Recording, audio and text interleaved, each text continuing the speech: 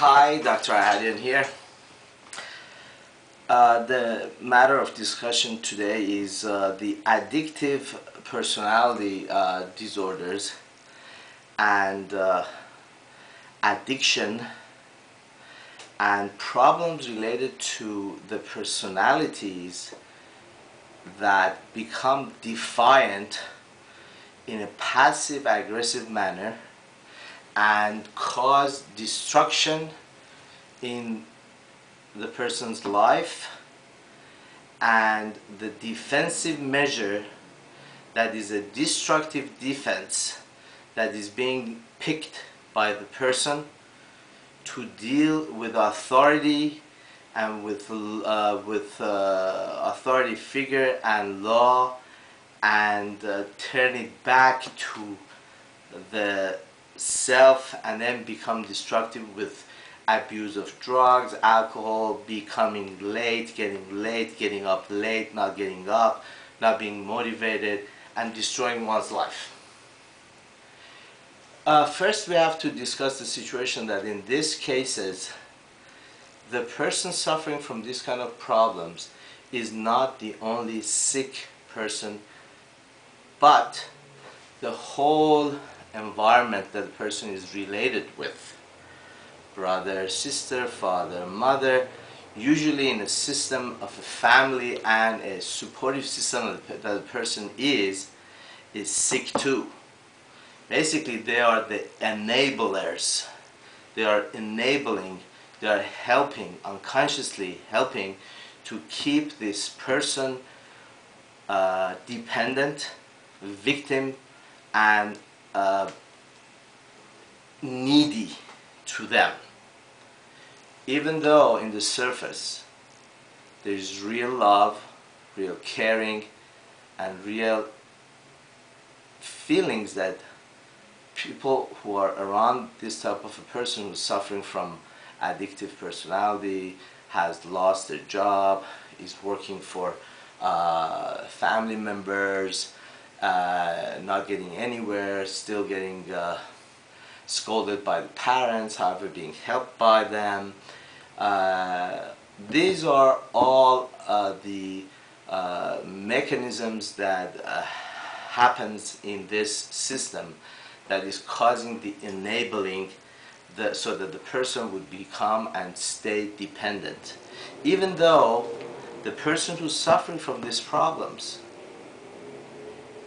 tries his or her best to continue to be dependent because it's a very successful dependency.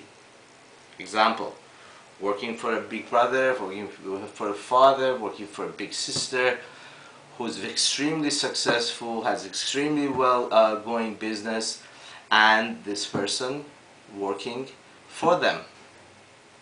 Although getting up late, getting there late, not being able to handle a situation, becoming self-destructive, causing problems for self, and still being cared for and given choices and chances and help the person in the system to do something, to get to make money, because a lot of problems related with the family structure, with the society we're living in, with the relationship with the people that we know. So it would be very bad that one member of the family would be found completely out of bounds, living in the street because we didn't help him or her. However, this system is sick altogether and enabler, because unconsciously, by giving that, by helping, by opening the door a little bit, are unconsciously killing this person emotionally, physically, driving this person who's dependent on this system to become and continue to stay very dependent on that system. Now, this is the codependency. This is the way we can describe the codependency, that one system is enabling the other system, so to speak. We are giving you the opium, Whenever you feel kind of like shaky, we're going to give you some opium. We're going to keep you very dependent on us. And therefore, success is not going to happen. In these cases, it's extremely important to deal with the whole system. The whole system, the whole family, the whole supportive measure, the whole supportive society should be dealt with and helped, because the helping hand has to be cut off.